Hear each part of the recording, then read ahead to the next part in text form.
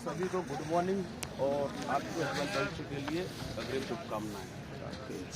मेरी आवाज़ नहीं निकल रही। मैं 6 महीने में एक बार उठ पाया हूँ 6 बजे और इतनी ठंड लग गई है मुझे दौड़ने से कि मेरी आवाज़ ही बंद हो गई। आज रोज़ की आदत नहीं रही अब कि मैं सुबह जल्दी उठ पाऊँ। ड्यूटी शेड्यूल ये ऐसा रहता है कि 9 बजे पहले 10 बजे पहले नहीं उठ पाते हम लोग, क्योंकि रात में 1-1:30 बजे तक ड्यूटी करते रहते हैं, तो संभव ही नहीं हो पाता कि सुबह 6 बजे उठ पाए। तो 2 बजे सोएगा उसके बाद खाना खाएगा तो इतना संभव नहीं है कि वो सुबह 6 बजे उठ पाए। हालांकि चाहूँ तो उठ सकता हूँ, पर कोई लक्ष्य नहीं है आज की डेट में कि मुझे क्या करना उठ के। मैं भी पूरे ग्राउंड में 2013 में चला गया, आज ग्राउंड में आया तो मुझे 2013 की याद आ गई कि मैं 2013 में मैंने शायद पहली बार सोचा था कि मैं इंदौर आऊँ।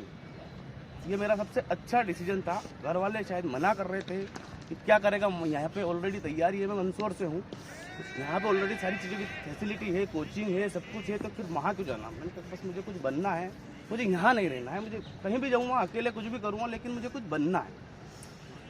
भगवान ने की अच्छी कृपा रही है मेरे ऊपर कि शायद मुझे उन्होंने एक अच्छी सोच दी है और एक सोचने समझने की शक्ति अच्छी दी है।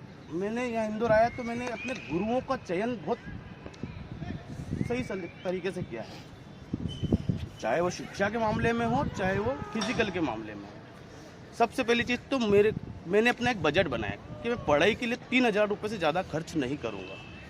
3,000 रुपये में ही मेरे को ऐसा ही बनना है, इससे ज़्यादा मैं 1 रुपया भी खर्च नहीं करने के लिए तैयार। मैंने कुछ कोचिंग ट्राई करी, डेमो लिए, मैंने कहा मुझे सब प्रोफेशनल लगा। मैंने कहा इन लोगों के बस की बात नहीं है, मुझे पढ़ा पाएंगे, क्योंकि उससे पहले मैंने ना कभी जीएस पढ़ा था और ना ही कभी कंपटीशन की तैयारी की सोचा था। तो मुझे चाहिए था एक देसी आदमी मुझे मिला। 3,000 रुपये में वो मान गया, राजस्थानी था। मैंने कहा गुरु बोलता हूँ, आज भी गुरु जी बोलते हैं, वहाँ सब लोग हम गुरु जी बोलते हैं। इतनी प्रोफेशनली कोचिंग इंस्टीट्यूट नहीं है वो, लेकिन उनसे आज भी मतलब घरेलू संबंध हो गए। जिन से मैंने ज्ञान लिया है उन सब से मेरा घरेलू संबंध हो। मैं सर के घर जाता हूँ, शायद ग्राउंड में आ पाता हूँ सुबह पहले, लेकिन जब भी टाइम मिल पाता है फैमिली सहित सर के घर जाता हूँ। तो उन गुरु से मैंने केवल 1.5 महीने पहले शिक्षा ली। मुझे डर भी इतना लग रहा था कि आप सब लोग अपने आपस में कंपटीशन को देख के सोचते होंगे कि यार ये तो इतना ज़्यादा पढ़ाकू है, ये इतना ज़्यादा पढ़ाकू है, मैं तो स्टार्ट कर रहा हूँ, 0 से स्टार्ट कर रहा हूँ, कैसे होगा। तो मेरे भी साथ में एक ऐसा ही लड़का रहता था जिसके पास इतना ज़्यादा ज्ञान था कि मुझे लगता था कि लाखों की भीड़ में मैं कैसे कंपटीशन कर पाऊंगा अगर ये एक व्यक्ति को अगर मैं कॉम्पीट नहीं कर पाता। जो मेरे सामने अकेला है, उसके बाद भी अगर मैं इससे अगर आगे निकल सकता हूँ, मैं लाखों से कैसे निकलूंगा।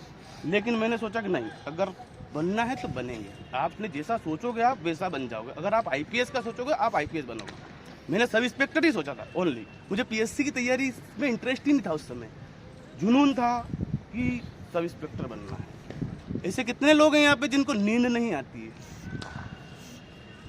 जिनको अगर जो 4-5 घंटे से ज़्यादा नहीं सोते हो, है ना, 4-5 घंटे से ज़्यादा जो नहीं सोते हो। देखो फिजिकल भी सभी, हम भी उस समय फिजिकल भी करते थे और सारी चीज़ें करते थे, लेकिन मेरी एक कमी थी कि मेरे को नींद नहीं आ रही थी।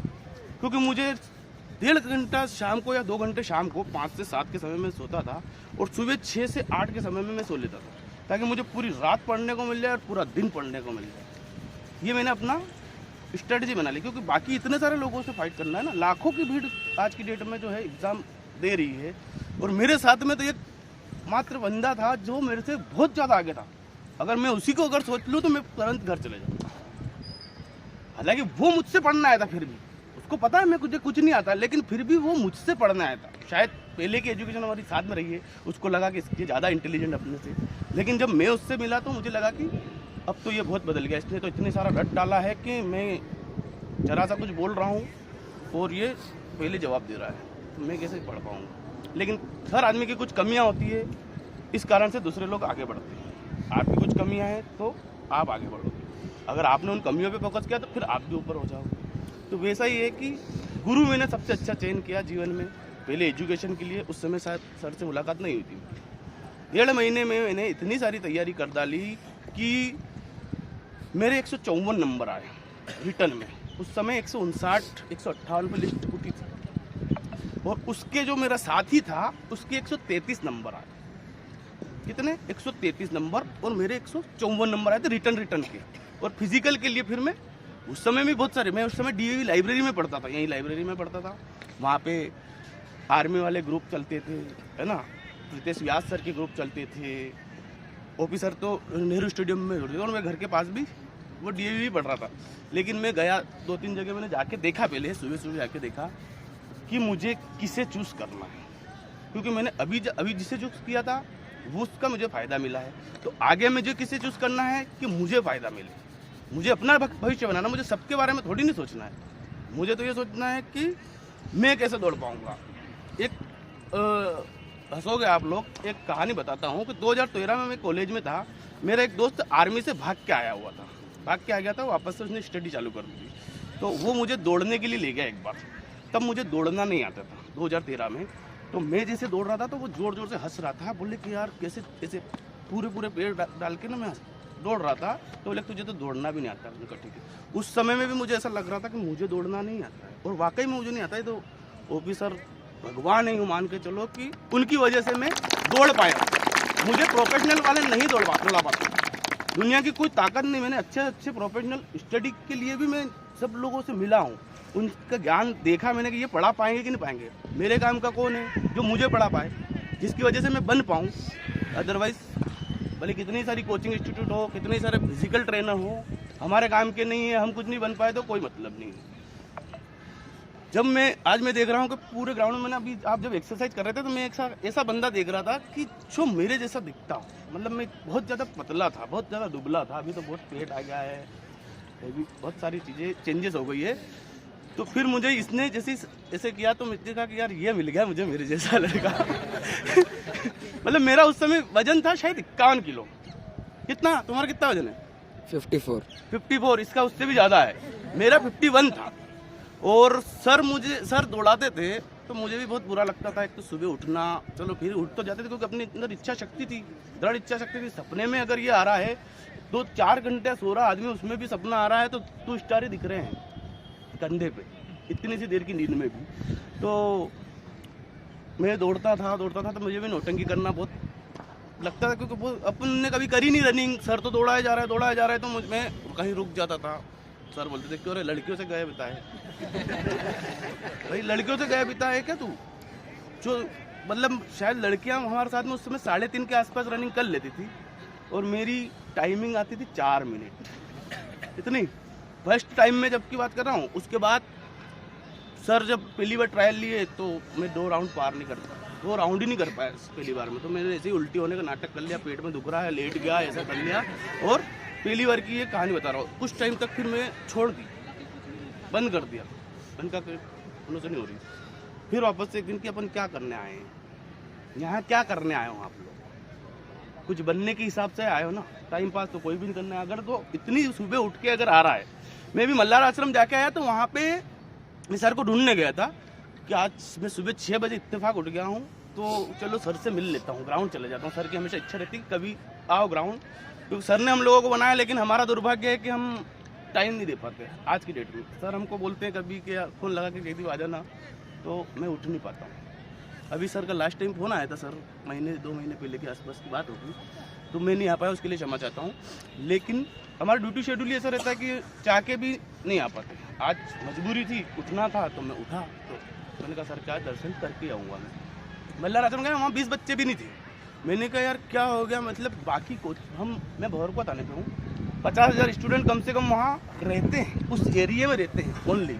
इंदौर में तो पता नहीं कितने रहते हैं, लेकिन 50,000 स्टूडेंट वहाँ रहते हैं, तो पढ़ने कितने आते होंगे वहाँ पे? इतने सारे बच्चे तैयारी कर रहे हैं, लेकिन जज्बा कितने लोगों के अंदर है सुबह उठने का और अपनी मेहनत करने का कि मुझे बनना ही है? केवल इतने लोगों को, या 10-20 जो वो थे उनमें भी कुछ लोग जो है मेरे जैसे होंगे जो छोड़ देंगे बीच में, तो छोड़ दिया आप। लेकिन फिर मैं वापस आया सर के पास। दिल्ली एसआई का फिजिकल जब मैंने पहली बार पास कर लिया अचानक से, सर ने हर चीज़ का मुझे गाइडेंस दिया, क्योंकि फिजिकल मतलब कि ना मैं आज भी यकीन कर पा रहा हूँ कि मैंने फिजिकल पास कर लिया है खुद, और ना मेरे माता पिता कभी जीवन में कर पाएंगे कि मैं दौड़ सकता हूँ। मुझे आज भी लगता है कि मैं आज भी नहीं दौड़ पाया, मतलब शायद 3 राउंड भी मैंने नहीं मारे होंगे ढंग से, क्योंकि उस समय मेरे को करना ही था। चाहे मेरी पैर टूट गया था, पैर में लग गई थी, खून टपकता था, लेकिन फिर भी मतलब माइंड सेट हो चुका है, जैसा आप सोचोगे वैसा करोगे। अगर मैं आज सोच लूँ कि मेरे लिए कोई लक्ष्य है सामने, कि मुझे सुबह मैं चाहे 2 बजे सोऊं तो भी मुझे 5 बजे उठना है, तो मैं उठ जाऊंगा। लेकिन आज की डेट में मेरे पास कोई लक्ष्य ही नहीं है। सब कुछ तो है मेरे पास। सरकार ने एक अच्छा घर दे दिया है, एक गाड़ी है मेरे पास, शादी हो चुकी है, बच्चे हो चुके हैं, सब चीज़ है मेरे पास आज की। मैं मतलब परफेक्ट लाइफ जी रहा हूँ। मैं बिल्कुल पूरी तरह से संतुष्ट हूँ अपनी लाइफ से। आज की मेरी अच्छी लाइफ चल रही है, तो मैं क्यों एक्स्ट्रा एफर्ट डालूँ आज की डेट में? सब कुछ तो ठीक चल रहा है, क्यों उठूँ मैं? जबकि अब मुझे लग रहा है कि मुझे उठना चाहिए, कि मेरा पेट निकल रहा है बहुत ज़्यादा। तो मतलब ये है कि गुरु का चयन आप सही किए हो। बस इनको भगवान मानते हुए आप तो बस जैसा बोले वैसा कर लेना, अपना दिमाग कभी मत लगाना। सर की एक खासियत है, सर बाकी सब जगह क्या है कि इतनी वहाँ पे भी भीड़ रहती थी, ऐसा बात नहीं वहाँ पे उन लोगों के पास भीड़ नहीं रहती थी, लेकिन वो एक दूसरे को नहीं पहचान पाते थे। मेरी आखिरी में जाके 2:40 रनिंग गई थी, जब बिल्कुल फिजिकल जो है 4 दिन बाद होने वाला है, और उस ट्रायल में मेरी 2:41 आई थी। तो मैंने कहा सर 1 सेकंड है, मैंने कहा कि 1 सेकंड अगर या फिर अगले वाले नेक्स्ट मतलब सबसे आखिरी वाले ट्रायल में 2:40, मैंने कहा सर 1 सेकंड ऊपर हो गया तो बोले तू दौड़ लेगा, आपको वहाँ दौड़ लेगा, यहाँ दौड़ लिया ना तो वहाँ दौड़ लेगा, 100% दौड़ लेगा। मेरा जो है दुर्भाग्य ये था कि मेरे को शायद 12:30-1-1:30 बजे के आसपास जो है रनिंग को मिला, सबसे आखिरी में नंबर आया मेरा। अब जो है सारे ओपी ग्रुप के बच्चे सर की एक अच्छी खासियत थी कि सर ने हमको फ्री में तिरंगा किट बांटी थी उस समय। जैसे जो लड़के रनिंग पास कर लेते हैं, जो यहाँ पे ट्रायल में अच्छे ला रहे हैं, है ना, जिनकी अच्छी टाइमिंग आ रही है, तो उन्होंने तिरंगा किट अपनी तरफ से फ्री में बांटी थी। तो मुझे भी 2:40 आ गया था आखिरी में, तो मुझे भी सर ने तिरंगा किट दे दी। अब उस पूरे कम से कम शायद 15-15 की लाइन, 2 लाइन बनी हुई थी या 25-25 की बनी थी, मुझे कंफर्म नहीं याद है, लेकिन उतने लोगों में से एक ही बंदा था ओपी ग्रुप का, और उसने तिरंगा किट बनी हुई थी, और उसकी सबसे आगे नंबर था उसका, यार तिरंगा किट उसने पहन रखी और मैं सबसे पीछे हूँ।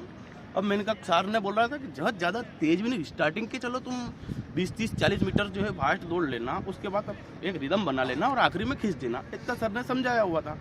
मैंने कहा अगर मैंने इसको शुरू में पकड़ने की सोची तो वो भी अपना उससे पूछ ली थी मैंने कहा तो ये टाइमिंग क्या है? बोले कि मेरी 2:32 टाइमिंग है। मैंने कहा बाप रे, 8 सेकंड का डिफरेंस, मतलब कैसे कवर करूँगा? मैं 2:40 वाले के साथ में दौड़ रहा। अच्छा, सबसे बड़ी कमी क्या है? सर बोलते हैं कि आप साथ में दौड़ो जो टाइमिंग ला रहा है। तो मैंने क्या है, गलत चूज कर लिया। उस समय मैंने ऐसा आदमी चूज कर लिया जो मेरे जैसी टाइम, और उसकी जितनी टाइमिंग आ रही थी, लगातार 3 ट्रायल मैंने दिए और उसकी जो टाइमिंग आ रही थी उतनी ही टाइमिंग मेरी आ रही थी। ये मैंने जब फिजिकल पास कर लिया तब मैंने देखा कि उस व्यक्ति की 2:32 टाइमिंग थी, मुझे दौड़ना ही था। मैंने कहा बेटा आज अगर नहीं दौड़ना ना तो फिर कोई मतलब नहीं आ रहा, फिर मैं तैयारी भी छोड़ देता, उसके बाद नहीं करता। मैंने सोच लिया था कि इसके बाद मैं अपना टाइम वेस्ट नहीं करूँगा। 2:32 उसकी टाइमिंग थी। मैंने कहा इसको कैसे कवर करूँ? मैंने कहा पहले ही कवर कर लेता हूँ। स्टार्टिंग में मतलब कुल मिला के मेरे को इतनी से ज़्यादा गैपिंग नहीं चाहिए उससे, चाहे मेरे अंदर ज़्यादा दृढ़ इच्छा शक्ति थी कि मैं उस दिन जो है कर पाया उसको कवर, और उसके बाद पूरा उसके साथ दौड़ा। उसका नतीजा ये निकला कि उसकी तो 2:33 आई और मेरी 2:29 आ गई। जिसकी 2:40 रनिंग आ रही थी आखिरी में जाके, उसकी 2:29 रनिंग आ गई। क्यों? क्योंकि मैंने बंदा अच्छा पकड़ लिया था और मेरे अंदर इतना था दृढ़ इच्छा शक्ति कि नहीं आज तो दौड़ना ही दौड़ना और उसको पकड़ के ही दौड़ना है। अगर वो छूटा तो तू फेल, वहीं रुक जाना भले। इससे पहले मालूम है मैंने 3 फिजिकल कांस्टेबल के दिए थे, तब मैं तैयारी नहीं करता था, मतलब ऐसे टाइम पास के हिसाब से फॉर्म भर दिया, एग्जाम दे दी, रिटर्न निकल गया तो दौड़ने जाता था। तो दौड़ने काहे के लिए जाता था? जो फॉर्म के पैसे थे ना वो लेने जाता था वापस। मैं 2-3 बार भी पैसे ले चुका हूँ एक ही फिजिकल में पुलिस वालों से। एक फिजिकल देने गया 2-3 बार वहाँ से पैसे ले आया कि मैं एक बार ये टिकट लगा दी, एक बार टिकट। वो सब बेवकूफ़ जैसी बातें हैं। बाकी कहने का मतलब है कि अपना गुरु आपने बहुत अच्छा चूज़ किया है, बस आप उनके मार्गदर्शन में करते जाओगे सभी की निकलेगी। ऐसा कोई बंदा नहीं रहेगा जिसका फिजिकल ना निकले। मैं इतना ही बोलते जाऊँगा, बाकी मुझे ज़्यादा मोटिवेट करना नहीं आता है। देखिए, जब गांव से आते हैं कोई संकल्प लेकर के तो कई परेशानियां आती हैं, कैसे हमें क्या करना क्या नहीं करना। हर कोई सोच के आता है मन में कि हमको थानेदार बनना है, हमको IPS IAS बनना, PSC निकालना है, जिसके बारे में कुछ भी नॉलेज नहीं होता। यहाँ आने के बाद ही उसको चयन जो करना चाहिए वो एक इस बात तरह और से काट रहा करना हूं चाहिए। आपकी, मैंने पहली बार लूसेंट कब खरीदी पता है? जब मैंने सिलेक्शन ले लिया था और ट्रेनिंग सेंटर पे गया ना, तब मैंने ली थी। तब तक तो मैं उसकी किताबों से ही पढ़ लिया था, उसकी किताब। और फिर मैं डीएवी लाइब्रेरी जाता था तो वहाँ की सारी किताबें मैंने पढ़ी है कि एक किताब से कभी सिलेक्शन नहीं होना है आपका। अगर आपको पढ़ना है तो आपका दोस्त कौन सी कोचिंग पर जा रहा है उससे पूछना है कि तू कहाँ जा रहा है, उससे नोट्स थोड़े से ले लो, उस क्या क्या उदाहरण आ रहे हैं। सब जगह अलग अलग थोड़े थोड़े तो उदाहरण रहते हैं, तो उससे अपन ने पढ़ लिया। और कोई दोस्त कहीं और कोचिंग जा रहा है उससे अपन, मैं सबसे पढ़ लेता था। मतलब एक दिन के लिए कॉपी लेता था और एक दिन में ही पढ़ लेता था कि वापस देनी अपने को कॉपी अगले दिन। और डीएवी की किताबों में जाके ना और एक्स्ट्रा मुझे क्या मिल सकता है, मैंने जो अभी तक पढ़ चुका हूँ, इतने सारा मटेरियल पढ़ने के बाद भी मुझे एक्स्ट्रा क्या मिल सकता था, इसलिए मैं डीएवी लाइब्रेरी में जाता हूँ। तो टाइमिंग दोगे पूरा, केवल लक्ष्य एक ही रहना चाहिए। फोन बंद कर दो सबसे पहले तो, है ना। फोन मतलब कि एक तो छोटा वाला जो रहता है ना 500 रुपये वाला, वो ले लो। क्योंकि ये जो व्हाट्सअप नाम की, फेसबुक नाम की और ये इंस्टाग्राम और अब तो पता नहीं क्या क्या आ रहा है, स्नैपचैट यूट्यूब, तो ये बहुत बड़ी बीमारी है जो आपके लिए खतरनाक है। आपको ये नहीं चलाना चाहिए अगर आपको सिलेक्शन लेना है तो। मेरे पास भी एंड्रॉयड फ़ोन था, मुझे सिलेक्शन चाहिए था, मैंने उसको एक ऊपर तान पर रखा, 500 रुपये का मोबाइल खरीदा चाइना का, और उसमें सिम डाली और मैंने कहा बस यही रहेगा। ओनली कभी घर पे बात करनी है तो करूँ, बाकी किसी से कोई मतलब नहीं मुझे। न घर जाना, राखी पे मैं घर नहीं जाता था। उस समय मेरी 3 बहनें हैं, लेकिन वो हमेशा नाराज़ होती थी। 2 साल से मैं राखी पे नहीं गया, दिवाली पे नहीं गया, क्योंकि वो काई के लिए। उस समय तो रिटर्न तो हो जाता था, केवल फिजिकल के लिए नहीं जाता था मैं, कि अगर मैं गया तो मेरा डिस्टर्ब हो जाएगा। 4 दिन अगर डिस्टर्ब हो जाएगा तो फिर मैं नहीं दौड़ पाऊंगा। जबकि रिटर्न तो मैं दोनों बार पास कर चुका था, राखी से पहले रिटर्न हो जाते थे शायद हमारे, मतलब गर्मी के टाइम पे और ऐसे टाइम पे रिटर्न हो गए थे। फिजिकल में जरूर जो है शाम मतलब नवंबर दिसंबर ऐसा कुछ समय आ गया था, लेकिन जो है रिटर्न तो हो चुके थे। केवल फिजिकल के लिए मैं नहीं जाता था कि नहीं यार मेरा जो डिस्टर्ब भी नंबर लेना चाहते हैं ले लेंगे सर से, बस ये जानकारी के लिए कि कैसे तैयारी करना ऐसा चाहिए। नहीं कि गाड़ी पकड़ ली यहाँ पे,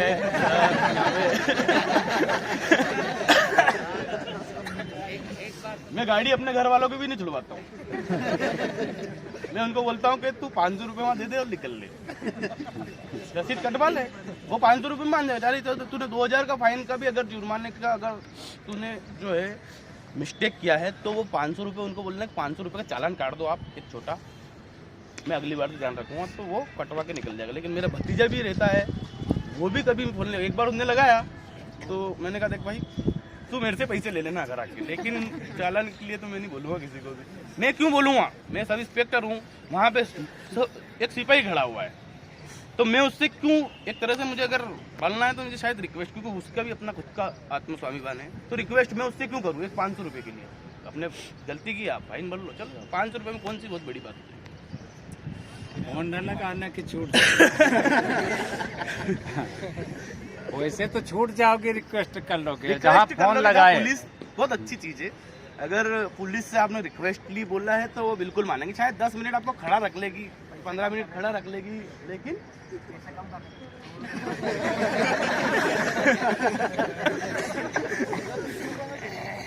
हाँ